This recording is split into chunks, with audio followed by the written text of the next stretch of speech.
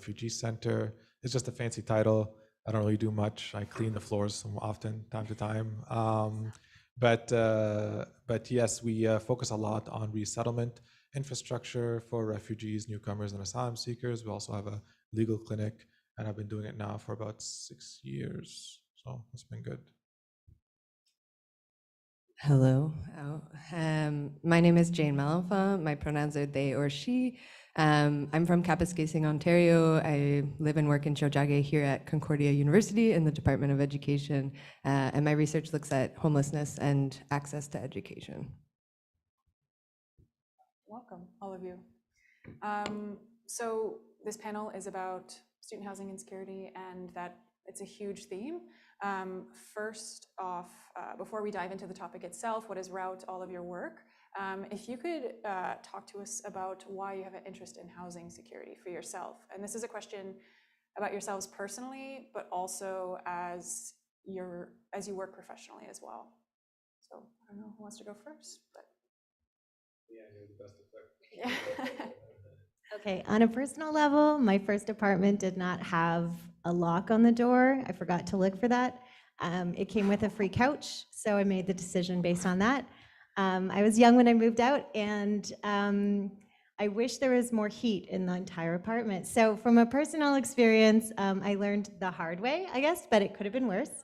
And these are the same kind of experiences my friends had as well. So when I started working in housing, I guess I kind of thought there are no stupid questions, just like a series of unlucky or lucky events that might happen depending on where you happen to be and how you find your housing and how much time you have to put towards this. And yeah, I think working in housing is never boring because it's something that really matters to everybody. And every day is different. And so you're hearing about all different kinds of questions and issues people have. And yeah, I think it's really rewarding to try to help people have better housing conditions.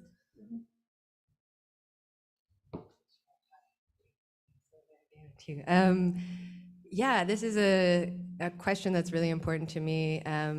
I guess when I was a young person, I experienced homelessness. I lived in places that also were not ideal for a long time, and I was kicked out of school because of my homelessness in secondary school. And so when I returned to post-secondary, that was something I continued to navigate. And so now in my work, my activism, my research, I see that the same things are still happening. I'm not a young person anymore, but even 10, 15 years after I initially faced housing precarity, I can see that things are still happening where people don't have access to a safe home. And it's not really understood within schools what their responsibility is to do something about it. And so, in fact, often it's worse, I think, and housing might be more inaccessible. And so my work is really driven first with my lived experiences, but also the lived experiences of communities that I work with. Thank you both for that. Those are amazing stories. Basically, for me, I think it just comes down to, I guess, my upbringing, my history, and then my current profession. I mean, we're a family of refugees as well. We were displaced several times, and housing is a component of that. My dad still has the key to the house that he lost. So that's something very dear in our family and in his heart. And with the populations that we deal with who are very vulnerable, who are seeking housing, it's constantly an issue. It's never going away. And there has to be advocates, I think, from all around the table of all these different groups to kind of push for it, because at the end of the day, like, I see it as a human right. And it's something we should all kind of stand for and advocate for. All of you guys mentioned things that are still occurring, like whether it be experiences that still bring up like memories, but also problems that still exist. If you live in Montreal today, you maybe have heard that it is in a housing crisis. And if sometimes when that's brought up, definitions of that can change depending on who you're talking to. How would you define Montreal's housing market right now? And how would you define a housing crisis in Montreal as you see it right now? Is it in a housing crisis? I think Montreal's in a housing crisis. I think that before COVID, Montreal was in a housing crisis, and it made a lot more sense because life was going as per usual. This was before a large number of students left the city to go home to wherever they might be from, whether it's out of province, out of the city, or out of the country. A lot of people left. And since then, I think the people that are here, and hopefully people checking in from Zoom, they started coming back, and it was really only this January that people came back en masse. And so this July, we're going to really see what the housing situation looks like. But what I see in my work is that there are large rental increases being proposed to people. There's huge amounts of renovations, and what we're going to see is an affordability issue. So before it was like a safety sanitation issue, we had a lot of affordable apartments with inadequate heat, with pests, with mold, different things like that, but they were affordable, so people were housed more. But I think what we're seeing is repairs are being done, costs are going up, and we're starting to look at prices more in the Toronto, New York City corridor, which is going to displace a lot of people. So that's what I'm seeing out there. Yeah, I would just add, I totally agree with all of that. And I think across the spectrum of housing experiences, even when we look at something like people who are homeless or are sleeping rough, COVID aggravated things that were already in place and made it harder to get access to even maybe slightly precarious housing. And so we can see that aggravated. And then I see in Montreal there's this idea that it's always been not Toronto or not Vancouver. And we see that that's no longer really a reality, if it ever was. And it was much more affordable. But something I always look at is also this financialization of housing. So when we see housing as a commodity, and so I think we can see that in condos sitting empty and kind of being seen as investments rather than homes. And so if thinking of the right to housing, what does that mean when we have people who don't have any home at all, and we're keeping homes empty because they aren't going to be making the right money, or they're not going to be attracting the right kind of people. So seeing things like rent evictions, seeing things like kicking people out of homes to rapidly raise rent, it creates, a crisis for sure. Yeah, I don't think I can add too much onto what's already been said. Like, I think you all hit the nail on the head. I tried to lean over, I realized the table's too low, so sorry about that. But in general, I also do think like there's an inventory issue as well. What's crazy is that the stat came up last month that said there was almost a net of 80,000 people who left Montreal this year. So that's with the increasing population, there was a net negative of 80,000 people leaving, and we still don't have enough housing, right? And the housing that is available is like what the panelists have already kind of said. They're kind of targeted at a particular clientele that only makes up a certain percentage of the population, which is not a lot. So in general, I think that the way we're approaching housing, the way the city infrastructure looks at it, the way it's being done in a capitalistic kind of fashion is just approached in a wrong way. And it's tough to create a solution when the infrastructure itself is designed to do the exact thing that we're trying to combat, right? But we're in a housing crisis, yeah. That's a fact. Jayne, you mentioned this a little bit about like people who are literally homeless. So I have a mixed question for you about what is the difference between housing insecurity and homelessness, and why are we making those different terms? And in addition, you work specifically a lot with people, like with young people who are experiencing housing insecurity or homelessness, and why is that group distinct as well in your work? Yeah, I think that's an important question. It's also a political question, like most questions are. The way that we have historically seen homelessness is kind of this idea of usually an individual, often an older often a man who is just down on his luck and kind of experiencing this moment where he needs a hand up and he needs a meal and he needs a bed. But we know that that's not the reality right now in Canada, in Quebec, internationally. And so diverse people are impacted by housing insecurity and homelessness. That looks different. And so what I like to look at is a spectrum where we don't have people who are housed and people who are homeless, but we have people who fall all along a spectrum of housing stability or instability. And so often I'll talk about homelessness and housing precarity because I don't think that they exist in these moments. I think it's a lot more nuanced than that, and people can have unstable housing. They can have housing that isn't safe, it isn't secure, it isn't somewhere where they can trust that they will be able to sleep there the next night. And so when we look at something like the Canadian definition of homelessness that the Canadian government has adopted, it's really a broad definition of homelessness. And so it includes something like hidden homelessness, which is what we often see with students or young people, where they're not sleeping outside necessarily, but they don't have a home. They don't have somewhere where they could consider home. So that might mean they're couch surfing. It might mean they're staying with family kind of on a temporary basis. They might be shacking up with partners in order to keep a roof over their head and otherwise engaging in activities to find ways to not sleep outside, but they don't have a home. And so often that's also a moment where key supports can make a really big difference. I think this is also a question because if people don't consider themselves homeless, they might not seek out housing supports.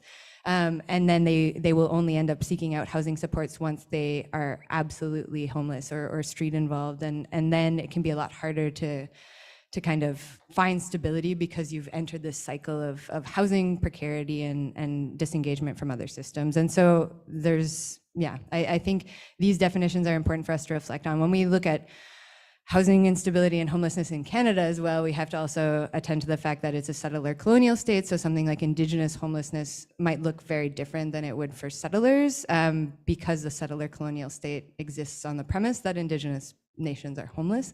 And so I think looking at definitions of homelessness and housing precarity and housing instability as part of a spectrum and part of a complex network is important. Thank you for that definition. You're talking about a spectrum of problems, a spectrum of experiences that people go through. There's literally homelessness, there's like diving into it. There's also a spectrum of solutions. And you also mentioned a little bit of like the challenging nuances of finding the right solution. I want to talk a little bit about Route that you guys both worked on while we're here. And first off, before doing that, I'd like to give a little bit of an intro into what it is. And Leanne, if you can help me do that. Like Home was something that you worked on, and for you, Allo Canada was something that you worked on. So first off, I'll ask you about what is Like Home and how does it relate to what we're talking to today as it relates to Route itself? Great question. So Like Home is a multilingual website for newcomers, for students, for people coming to Montreal. And the point was to have plain language resources out there for people to get set up, to make good decisions, hopefully. So we wanted to kind of be like an older brother or sister, an older sibling who is, trying to give information, not to profit off of the people who are seeking this information, but just to be like, hey, we understand these are questions you're going to have when you come here. A lot of students, they have a week or less to find housing. So they're signing contracts that are binding for the next year of their life, perhaps with stranger roommates, as well as a landlord they don't know. And it's a huge commitment. It's often people's first contract. And it can really have repercussions on their studies. It can have repercussions on their life. So we're trying to reach them basically in a lot of cases before they even arrive in Montreal, because now we can do that. So that was something that was really exciting for us to think about. And we basically realized after doing some articles in The Link, the student newspaper, that students were coming to Canada, Googling stuff about landlords, finding a story about a slumlord that students we had encouraged to speak to the media found, and within 10 days they were fighting with their landlord. So we're continuing the same fight with landlords as a new batch of students came semester by semester, which was really interesting, and we realized, wow, if we could get more content online in an organized fashion, we could really start reaching people and have like a preventative focus. So that's how it started. And there's basically general information. There's information on neighborhoods and price averages, transportation and groceries, neighborhood by neighborhood, as well as what to do if you have a problem. Abdulla, if you could expand on that a little bit, and what is Allo Canada, what is Route, and how does it relate to the conversations that we've been having so far? So I think Leanne hit the nail on the head, and you also mentioned it, is access to information and knowledge is key, right? And access to good information and good knowledge is even better. And the problem is that we have neither, or we have them in sparsity, right? And the idea is to create tools to allow individuals to find those resources in an easy fashion or a quick manner, but also to inform them, educate them, and connect them eventually with somebody that can talk to them one-on-one on it. Because automation is not always a solution, right? Like by far, you can't just build an app to solve everything, right? That's not the mindset.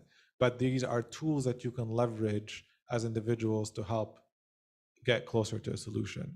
And this is what, Route is supposed to be. By the way, Route, there's no right way of pronouncing it, just putting it out there.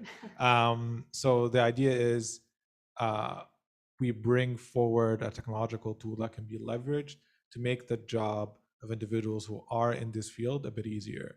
It's not meant to replace an individual, it's not meant to automate something, because at the end of the day, that's near impossible. But if there are things, for example, that can cut time or make social work or housing work a little bit easier, why not, right? And that's the idea here. So with Allo Canada, when we first built it, unfortunately, it's going through an expansion right now, but basically, it's a way that newcomers, based on their status. So for example, whether you're an asylum seeker, a refugee, a protected person, or a sponsored refugee, privately or publicly, you have different statuses, and there are different organizations that can serve you. And unfortunately, a lot of individuals don't know that. So asylum seekers will try to access government services and get rejected. They'll try to go to a certain NGO that's funded by the government and get rejected. So based on your status, it'll show you what services based on what stage of your resettlement process are available to you that you can actually take advantage of. And that's not only a tool for the end user, it's a tool for also people like me who deal with these populations every day, because it makes my job easier. Be like, oh, well, you're looking for this. Let me go on this website. I know this organization for sure helps somebody with your current status. So again, I think the main idea here is forget automation, but think of technology as a tool to help aid the end goal, or the industry as a whole, or the NGO sector as a whole. I'll stop talking now. I think I said enough. Yeah, that's it. Cool.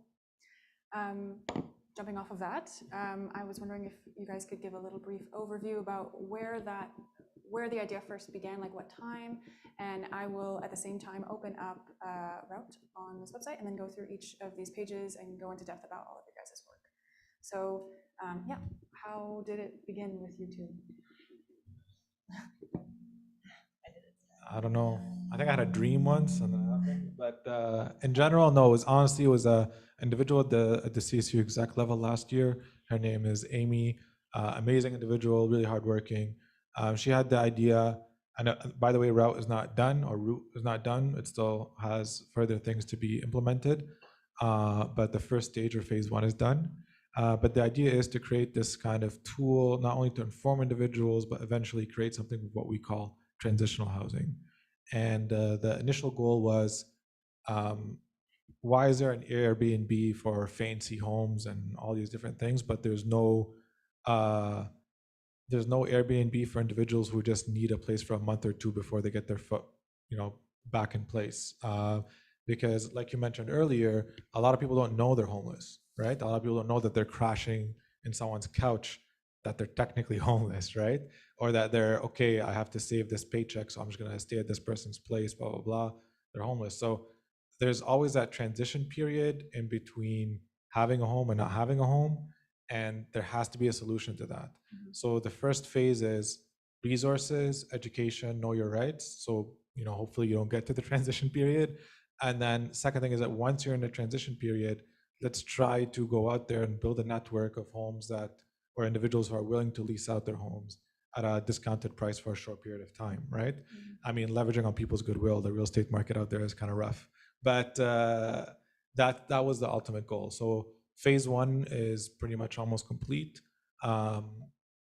And obviously we need to rely on experts, and Leanne at Hojo is an expert. She's been very, very helpful. So we did reach out to her, and she's been with us every kind of step, or every step of the way, even during COVID and long Zoom meetings and stuff like that. So I'll let Leanne kind of take over from there. Something else we wanted to add to the route was resources from the community. So looking at food security, looking at mental health resources, looking at distress centers, like places that people don't know about, right? Like it's really hard to be an expert in everything. And I think the idea is that we have a strength at Concordia. We have a strength in the university student community, which is word of mouth is a major way that people spread information. And so by being here today, by checking out this website, this is information you can pass on to classmates, to friends, to people you might see who might need this information. Also, this site has a lot of resources for people working in community organizations. Like, as someone who's trying to help people access resources across the city, there are so many neighborhoods and outlying areas where I don't have any connections. And so going on this website, and that's some of the research that Sarah did to add to this, it's amazing. And there's contact information there, and it's really like democratic. Everyone can access that. So that's information you can share with people. So I think that's really a really useful part of the site. Thank you for that explanation. I'm going to go through some of the pages now. First, I'll go through the chatbot, then I'll go through the education and action page to hear from you, and then I'll go through the local tools with you. But Route includes a couple pages. A couple examples of them is home, map, common terms, take action, tools, housing, feedback, about page. One of the tools that we have on here is a chatbot, which we talked about sort of automating a housing assistant. There are housing assistants both in institutional settings, but also just in the community. There's a different housing committee for every single neighborhood in the island of Montreal and abroad. And some of them are fielding the same questions from people. And so the idea behind the chatbot in Route was to centralize some of those FAQs for people to get an answer immediately. And then if they needed more information based on the complexity of the situation, because everybody's leases are different, they could talk to a real person eventually. And right now we have someone who does housing advocacy and housing rights work that could answer those questions, Hojo. So one, I would like to hear your thoughts, just your thought process on the chatbot, how those questions came in, but also about Hojo right now. What are the biggest FAQs that you're seeing in your work? And what is Hojo for people who might not know? Okay. Hojo is the CSU Off-Campus Housing and Job Resource Center. We're located across the street in H224 and also online. So you can find us there. And we'll share the link. And we help students and the wider Concordia community to access information about their rights, about how they can find housing and employment. And we try to help them from an empowering state of view. So it's not about, oh, here's all the documents, you can read these, good luck. Write us if you have any questions. We try to help people to take action to assert their rights, because there's a huge difference between knowing where the government website is with all the regulations that are totally overwhelming in whatever official language, and to be able to actually talk about this information with people and talk about their problems and see how they intersect and what they can do to make their situation better. Because when you're at university, or you're moving to a new city, starting a new chapter in your life, being disempowered is a real problem, and you're learning something at all times. So if you're suffering from poor housing, you are learning something. And so we want people to learn something positive. And I think by knowing their rights and exercising them, that can help them to get there. So the chatbot idea is that when we would come to work, we get a large volume of emails from across Montreal, and there are people emailing us at midnight. So that's cool. And I'm sure if we answered, they would be very happy because they're awake, they're stressed out, and they would really like an answer. And people tell us about their Google searches. And as everybody knows, there's a wide variety of information sources out there. And in the middle of the night, if you're Googling bed bugs, it's extremely disturbing. There's a lot of pictures out there, but there's not necessarily Montreal-specific information on how to deal with that. And so we can't be open 24 hours a day, but we can get this information out in a hopefully user-friendly way so that people can access it when they need it. And that's the thing, like business hours are not always convenient for people. People are working sometimes 2 jobs. They're trying to go to their classes. They're stuck waiting for the bus, whatever the case might be, like our hours don't always correspond. So we wanted to at least get the first level of information to people so they can say, okay, actually I do have now a specific question about how I would do that.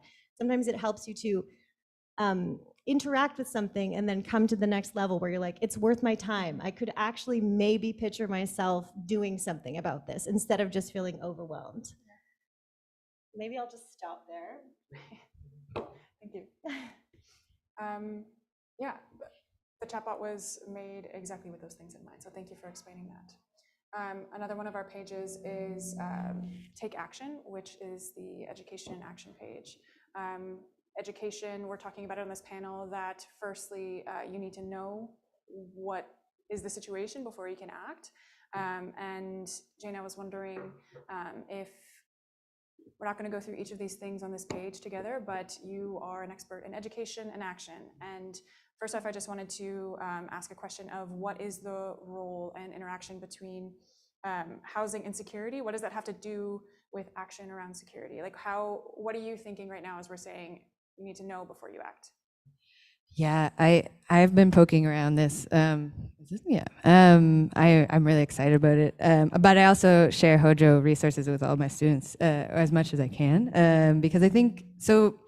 When we look at like education, we can look at a couple of things. So education can do things like tell you that you might be homeless. You might be able to read things to say, and I mean, maybe that's not a term that you identify with, but you might be in a position where you could use support. And so looking at what housing precarity looks like and finding out what kinds of resources might be applicable to you can be a way that you can have action and you can maybe find stability. But what I've found also is it's really important for us to know our rights. To learn, what does it look like to actually assure a right to housing? Oh, did your battery die? Okay. It was making me nervous. Yeah, so what does it mean to look at what a right to housing or a right to education would look like, and those being, interconnected, but then also, what does that mean to actually enact that? Are we still on? I still see it on my laptop. Okay. On the TV. I'm just going to keep talking, although I can't see the cool website anymore. So I think that there's this action piece, right? No, it's okay. I looked at it, where you can find out what your right is, and that's really helpful for empowering people. But then I think those supports, so actually being able to connect to someone and talk to them, is that second piece that's important. So what we see is young people I work with who are students who might be navigating housing precarity are like, it doesn't matter if I know my rights if they're being violated. I can keep saying this is my right, I need a house, but that knowledge itself doesn't necessarily translate into action. And so organizations that are doing this advocacy work and schools taking on responsibility to ensure that their students' right to housing is enacted, those are the pieces that make a difference in taking this from a first step to a kind of fulfilling that. And so I think these resources are so important, and being able to map out also what is housing and what is supports that might prevent someone from becoming homelessness, like these food security and healthcare, social services. It's a whole network. So I'm so excited about any kinds of like action and education pieces around housing, and I think it helps people know what they already know and put words to it in ways that they can make changes. And a follow-up question, if that's all right. Your work relates to homelessness and housing insecurity as a theme, but also like a broad, countrywide, internationally. Do you see a specific set of problems or circumstances that take root in Montreal's specific community? Is there what makes this housing market distinct? I mean, I think Montreal exists within this kind of international movement to financialization of housing, to kind of neoliberalism, where social services are kind of downloaded onto community organizations. And Montreal's a unique context for that because, we can look in the 50s and 60s, there was a lot of funding put into social services, and there was a really big base of action. And so I think while we can see these broader international movements towards, financialization of housing and precarity and the credentialization you need to even get a job now. So education, people needing to go to post-secondary. We can also see that what I see as unique to Montreal, I mean, there are many things that make it unique. I see this like activist base that Montreal has that doesn't exist in the same way elsewhere. So looking at like tenants' rights groups, anti-gentrification movements across the island, there's so much potential and power there. And I think that those exist in other places, but they exist uniquely in Montreal, and they have a history here, and they have a history in neighborhoods that doesn't exist elsewhere. Mm-hmm. Yeah. Some of those activists groups and community groups and people who lived here for a while know the most about housing and tenant rights here, have created local guides and local tools. And I'm wondering if you, Abdulla, wanted to talk a little bit about the local, the tools page that we have here. Yeah, I have it on my phone as well. I'm not texting. I'm on my phone looking at the website. So before we go through that, can you've touched on this before, like earlier in this conversation, but if there's anything else to add, how do students and students like Concordia and newcomers that come to the Refugee Centre interact? Where's the overlap here? And also, why did you see a value in having a local tools page here? So yeah, there's quite a bit of overlap because they all look for housing right away. Basically, like Leanne touched upon, it's like they're all new to the country, especially if your status is precarious, like you just don't. For example, if you're an asylum seeker, your identity is confiscated from you right away, right? And then you're given a brown paper, and that brown paper identifies you as a person who's vulnerable. And unfortunately, there are landlords out there who take advantage of individuals who are vulnerable, right? So them knowing their rights is very important when they get into these contracts and getting into these situations. And we also have to be there to advocate for their rights. So there is a huge amount of overlap, right? Because I think, like I said at the beginning, it's a human right. And it's a human right that we all share, and we all have to advocate for it together because it impacts all of us, right? Except for the very few kind of at the top. Sounding like Bernie Sanders for some reason. This doesn't work out. But the idea here is now we have all these different resources, and there has been a lot of community work, right? Like as the panelists have previously said, there's a lot of community organizations who have done great work, right? We're in no business to recreate that work, but we want to showcase it because it's good, it works, it's efficient, and it's the issue just of centralizing resources, right? You can't have this information in more than enough websites. That's the idea.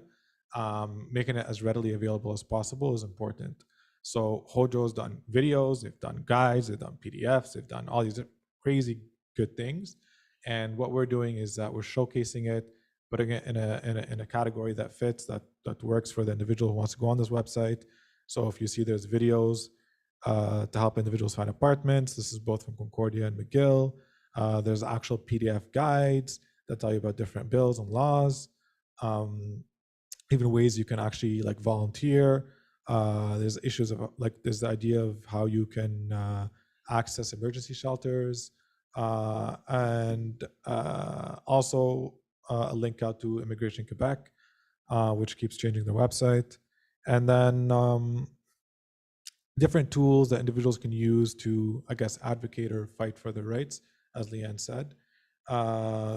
Ideas of different notices that you might receive, and then lastly, these helpful apps I think are very important for newcomers, whether they're students or refugees or asylum seekers. A lot of them don't speak the language right away, so they're having issues speaking French or English. So Tarjimli is a great app that we even use in-house when we deal with a lot of refugees. Is they connect you live within 5 minutes to a translator. So you could just download the app, like I needed somebody to interpret for me who speaks this language, and within 5 minutes, there's someone there, right? Which can be really helpful in these situations, especially if you're negotiating for a lease or you're trying to understand what a 2.5 is, right? And there's the idea of where you can find grocery stores. It's OPA, it's a great app. We've also given it to a lot of newcomers. Then there's another app called Christ, which basically is supposed to kind of be there for mental health support. This can be a very stressful time period, especially if you're transitional housing.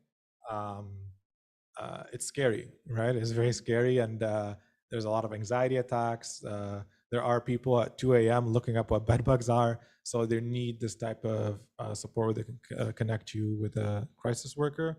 And then lastly, transit, so ability for you to understand where your housing lies within the public transit system and how you can leverage that and use that, and if it's accommodating to you in your situation. Obviously, there are not all the tools that are available in the world, but these are the ones that we've used, that we've trusted, that have informed kind of our clients as to make better decisions and to also help them in their housing situations. Thank you for walking through that. Other parts of Route that will be available at the laptops over here, or if you wanted to talk to someone up here after the panel, include common terms. So something like Abdulla was saying, like, what is a 2.5? We'll be able to explain it to you on the common terms page, map of like, where can I get supports for food, mental health supports. You can talk to us with our feedback or about page, but this is our first edition of Route, and we're excited to hear your feedback as time goes on. One thing that I would like to do for Zoom or also in person, if anybody has any questions, this would be a good time. I have a couple more questions for our panelists here, but seems like a good time to take a pause if anybody has anything that they wanted to ask about. I'll open up the chat here too. Could this be accessed? Oh, okay, on browser. Yes. Any questions? All right. Well, if a question does pop up, then I will be watching the chat, and obviously I can talk to each other here. I have two last questions for you guys all to close up the space. What is one piece of advice that you could share with yourself as you first started looking for your apartment in Montreal, your first home here? What's something that you didn't know that you know now that you would tell yourself? Only one thing. Could be multiple.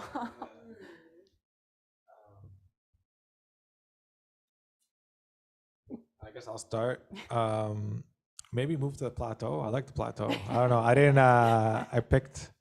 I think the first place I was in was where was it? It was on Route, Ontario, in Saint Laurent. It wasn't bad. It was okay. It was actually a really nice place. But yeah, I think the idea is it's not an informed decision. So I think it's always like when you look back at things. I mean, not just with housing. I think in general in life, where I was like, if I only knew, a little bit more. And I think housing is probably one of the most important things. Is like I only knew a little bit more. Is making an informed decision that's not rash or quick, that better fits either my financial position or better fits what I want to do with my life, right? Because housing really plays into a part of that. If you're commuting 2 hours a day, that sucks, right? If you're in between jobs, housing is very important to be in a strategic location beside a metro, right? So I think informed decisions is the most thing. And then, yeah, living in the plateau. I think that's basically what I would do. I can't get enough of the coffee shops or the croissants or stuff like that. But yeah, that's it. Cool. I would definitely not live in the plateau. I moved to Verdun, and I love Verdun.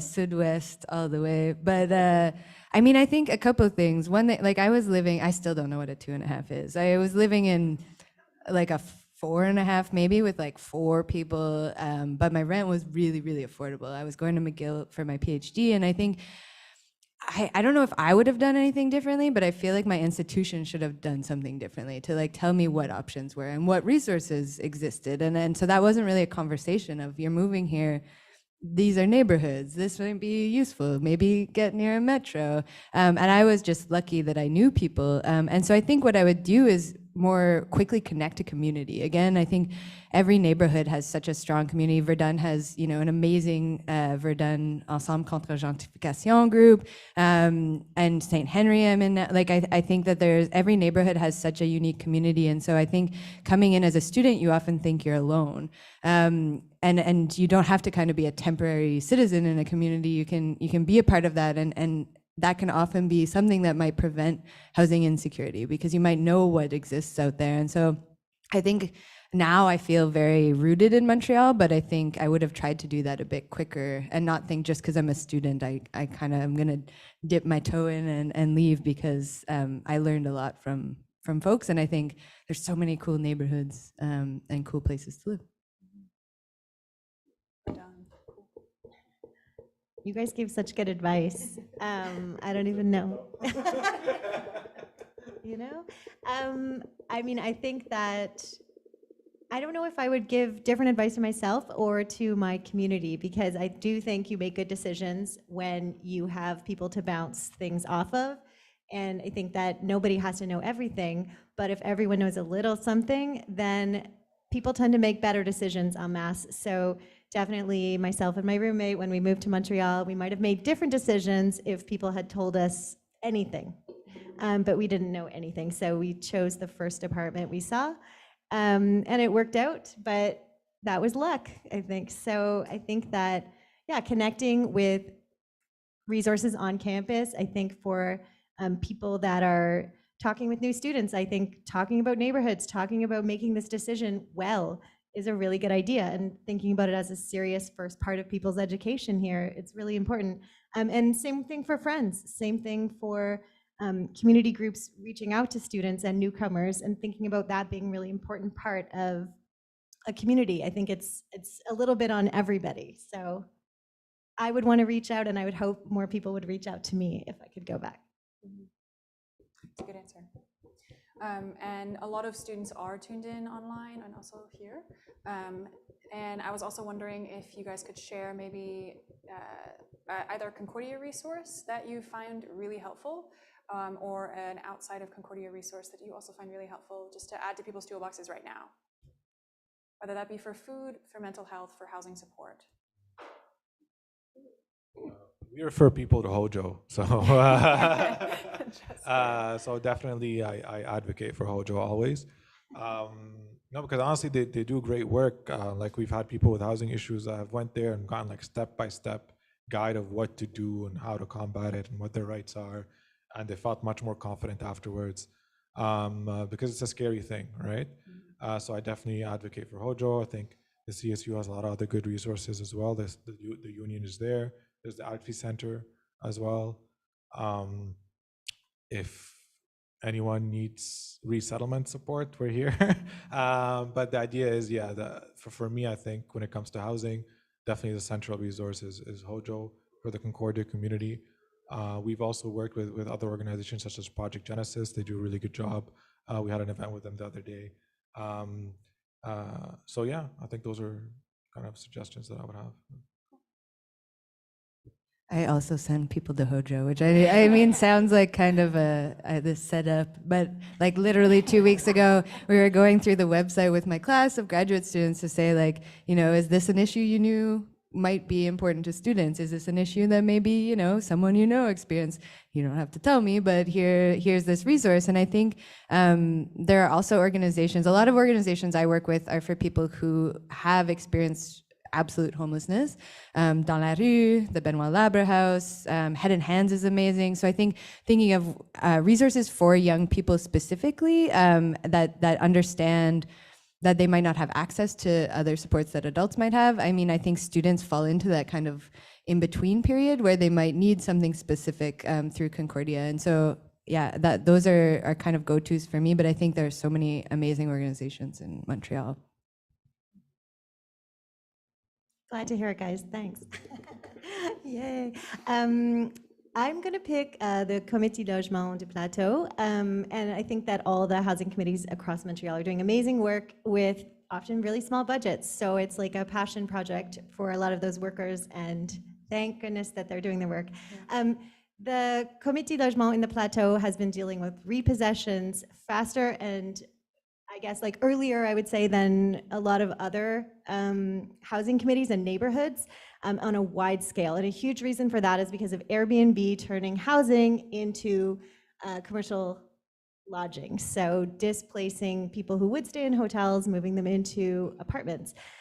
So this housing committee, they've been creating resources on how to respond to repossession. And a few years ago, we would send students there because we were like, repossession, which is when your landlord decides to take back your apartment, because we do have really strong housing laws in Quebec, but there are a few ways they can attempt to end your lease, which by default is 99 years long, just so everybody knows. You're in there for the rest of your life unless you do something to stop it in writing.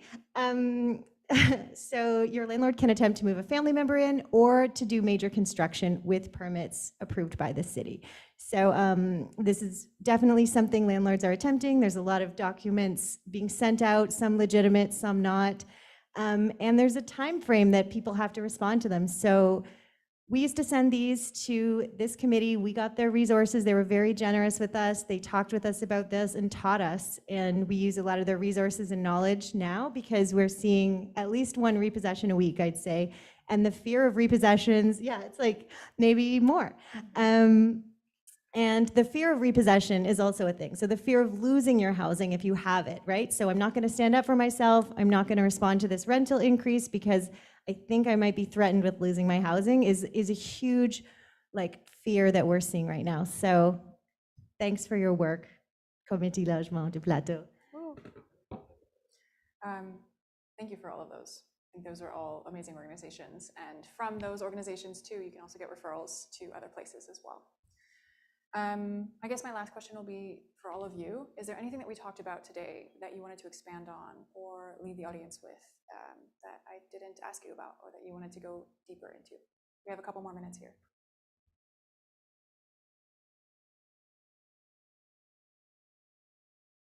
One thing I would say to the people checking this event out is that we want your feedback. So this project is not done. And this project is everyone's project. Like, we have been meeting on Zoom and working on this, but this is for the community. So if you have an idea, we're really interested to hear what it is, because this project was made by students.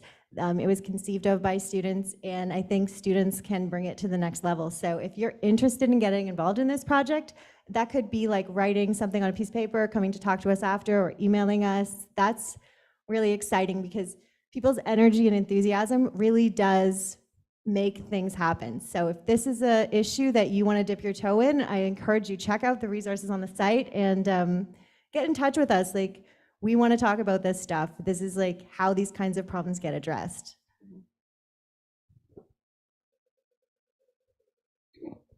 Ditto, I guess. Yeah.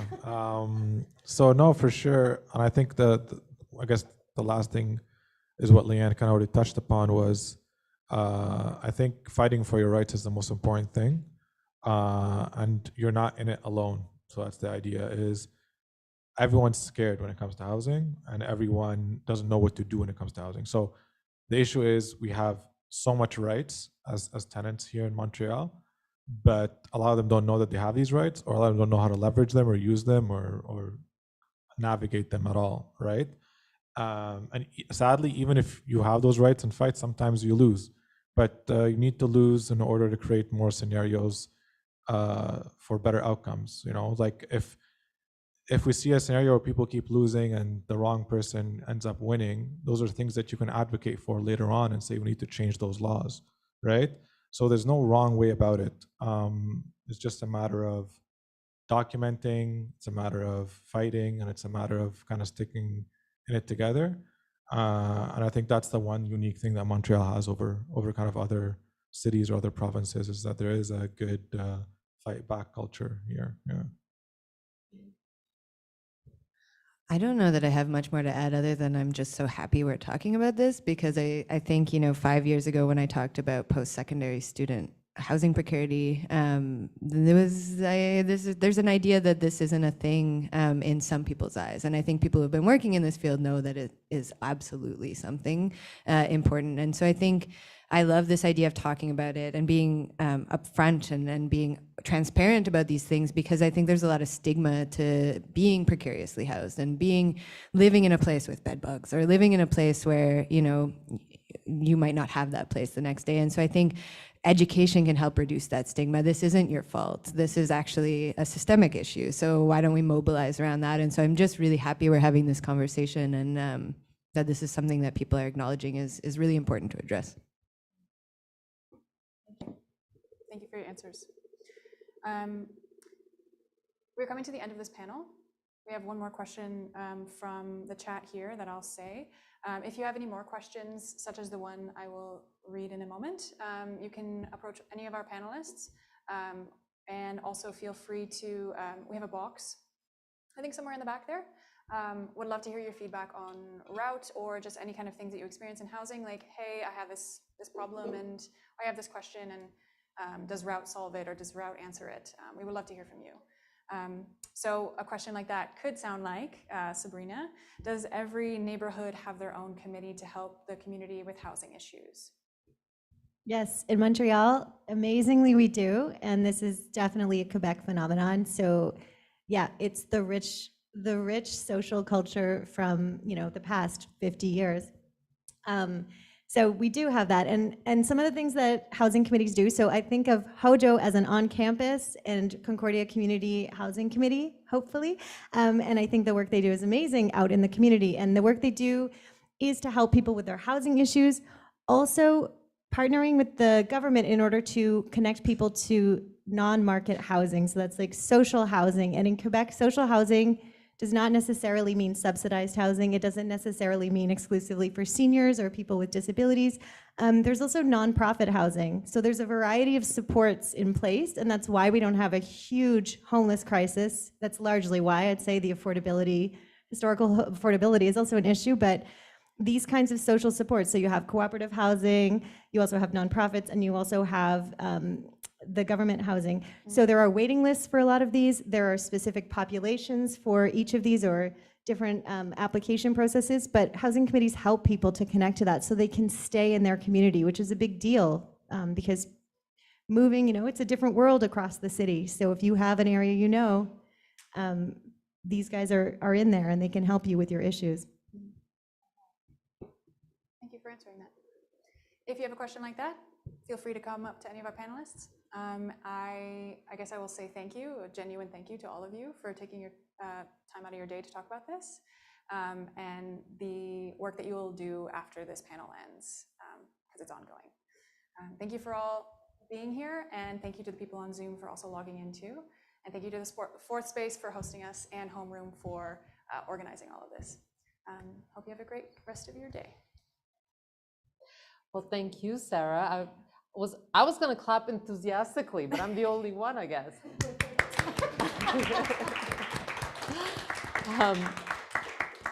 I just wanted to echo what you said, and Sarah, that was some expert moderation that we witnessed here today. So congratulations on running this event. Yeah, really, I just wanted to echo that this is in fact a very important conversation. A lot of you took the time to come out here and be here in person and engage with our panelists, which we really appreciate. Those of you on Zoom, we appreciate you just as much. The only reason that I'm suggesting the in-person thing as something positive and community building is that we have this space, Fourth Space at Concordia University, where you can do exactly that. We do 1, 2, or 3 events daily. We're very much tuned into what's happening across the university and trying to bring people together to have these sorts of conversations about what people are working on in offices such as HOJO, et cetera.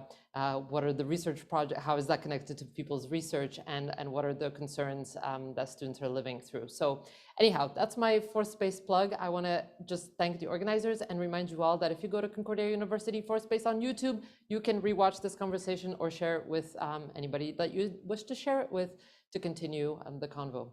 Okay, folks, we're going to close up the Zoom. We bid you adieu for today, and we hope to see you again next time. Bye, everybody.